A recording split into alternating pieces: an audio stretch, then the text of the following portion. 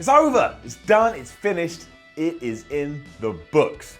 And if WWE is trying to make SummerSlam feel like WrestleMania 2, well, they need to try harder. And I don't mean the event that was WrestleMania 2, I mean treating it like another WrestleMania. I mean, I don't want to see SummerSlam just replicate WrestleMania 2. Anyway, leave it there. It really was the true definition of an ups and downs show though, which is why it's kind of good, because you're watching Ups and Downs for SummerSlam 2017. I'm Simon from WhatCulture. Let's do it.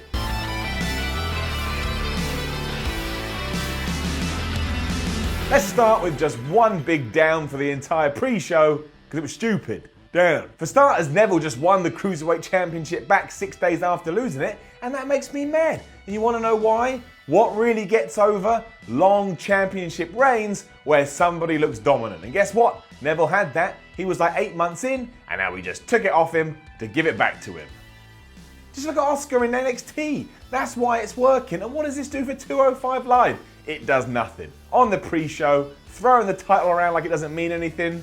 All you're doing is shooting the division in the foot. And I did enjoy the match, but once again it just felt cookie cutter, which is what we can say for pre-show match number 2. The Hardys and Jason Jordan took on the Minsterage, and yes, Jason Jordan lost after he took the pin from The Miz. Clearly this was done so it can set up Jordan taking the title from The Miz down the line, but this sucked and blowed at the same time. Thankfully we did have an up during this fast because the Smackdown tag team titles were also on the pre-show, and that match was awesome. Getting up. It is a massive shame this didn't make the main card, but the Usos and the New Days tore it up. Somewhat surprisingly, the Usos won their titles back, and I didn't see that coming. And to be honest, there were loads of title changes on this night that I didn't see coming. In short though, just go check this out because it is worth your time. It was excellent, it was awesome, it's fantastic. And then the main show started, and what kicked it off? Can you believe it? It was John Cena versus Baron Corbin, so maybe all those rumours about Big Baron are true. Maybe he is in the doghouse. And then Cena beat him quicker than he would have beaten a squirrel. So obviously if John Cena did take on a squirrel, he'd beat that squirrel really quickly. But you know what? Despite all this, I'm giving it up. Now it wasn't great and it was a little bit by the numbers, but I don't think Baron Corbin's been living up to his potential, so you should knock him down a peg or two, reset him, and try and work out where you went wrong the first time and make amends. Don't just carry on regardless. And yeah, this mostly happened because what he did away from the ring, but still, in the ring, it wasn't working. Don't just keep hammering the same drum when no one wants to hear that drum. So hopefully this pays off down the line. I'm also going to give an up to the Smackdown Women's title match because it was decent. And we don't crap on decent. I mean, the crowd didn't care.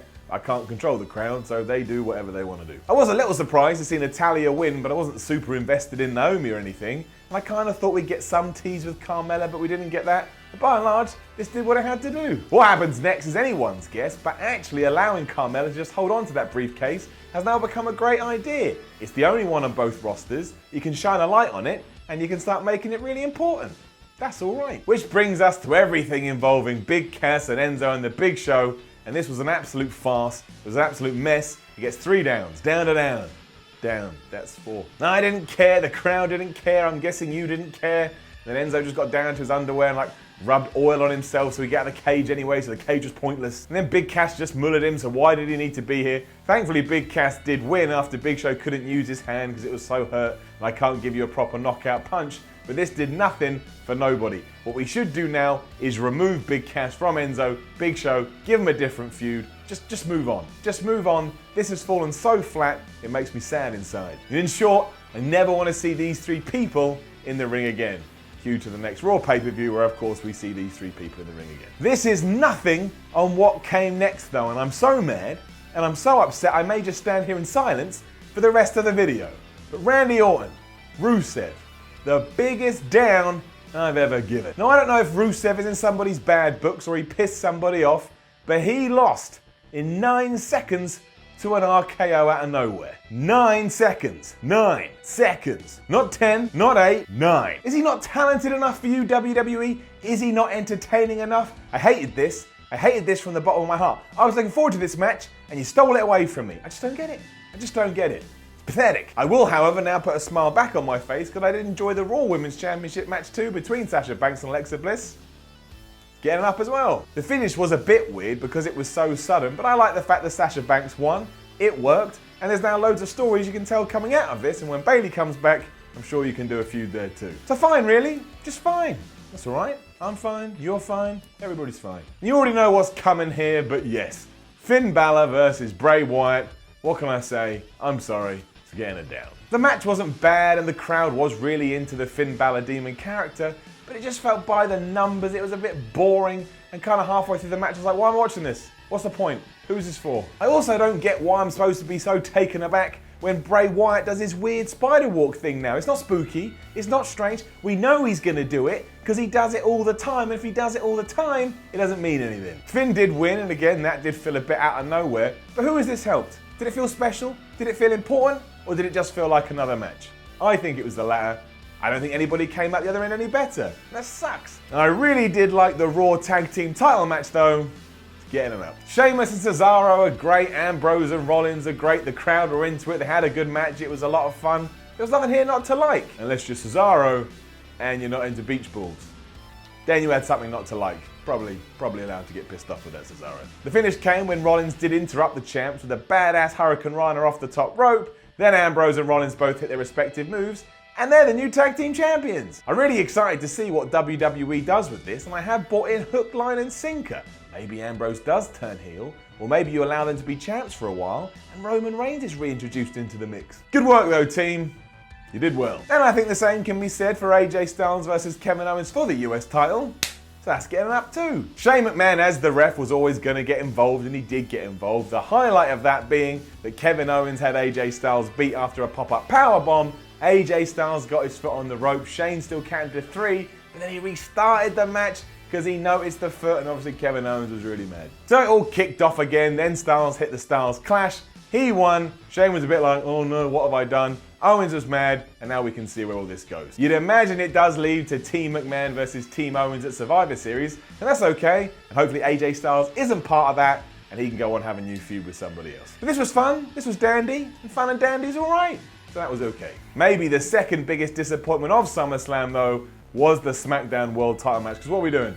What are we doing? What are we doing now? What is the plan? Down. I don't even care that Jinder Mahal gave Nakamura his first loss on the main roster. I don't care about that. What I do care about is the finish, because why have we run out of ideas? Apparently no one backstage had any idea what to do for the ending of the match, and then somebody else said, well, we could just do what we did before.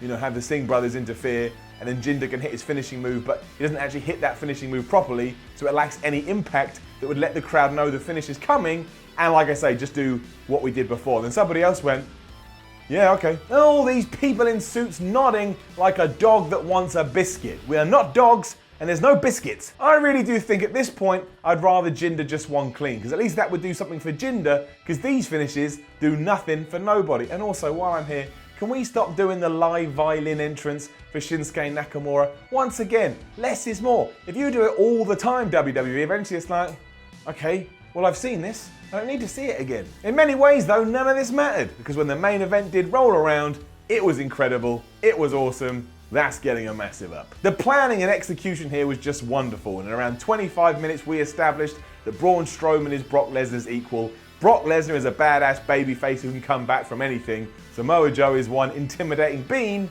and Roman Reigns is just Roman Reigns. There were so many good spots here though, and seeing Strowman manhandling Lesnar surely sets them up for a match at the next Raw pay-per-view, and that is something I desperately want to see. I was a bit surprised that it was Roman who took the fall after an F5 from Brock, but if you think about it, out of everybody in the match, he's probably in the strongest position to lose, because he's Roman Reigns, and obviously that probably means when Brock does lose the title, he's losing it to Roman Reigns, hence why Roman Reigns took the pin. Then he'll beat John Cena at WrestleMania, and nobody will remember this, and Roman will be standing tall once again. But this was awesome all round, and it had a clean finish to boot, so if you only want to watch one match from SummerSlam, go out of your way to watch this one. And that barricade spot, I laughed out loud with glee. It was top stuff. And that was SummerSlam, and to be honest, the high points were really high, but the low points were really low. So again, it really was an up and down show, and that's why it's lucky we do ups and downs, so we can actually look at it and go, hey, that's an up, but man, that's a down. It was fun though, it was entertaining, it was well too long. Maybe one day WWE remember that about 3 hours actually works, because 3 hours works as opposed to that's what you used to have on pay-per-view. I think you were doing it because that was the system we found ourselves in, and it gained good rewards. So if you could stop doing like 37-hour shows, I for one would really appreciate it. That's bags, man. Stayed up for that. Tired. But yeah, it was alright. It was good. Let's see what happens now on Raw and SmackDown. Apparently, with a superstar shakeup. Now don't forget to let us know what you thought about SummerSlam in the comments below. Like, share and subscribe. Go on over to WhatCulture.com and read even more about SummerSlam, and follow WhatCulture on Twitter at WhatCulture WWE. I'm Simon from WhatCulture. I enjoyed SummerSlam to a point. I hope you did too. Go out there, kick someone's ass. Figuratively, not literally.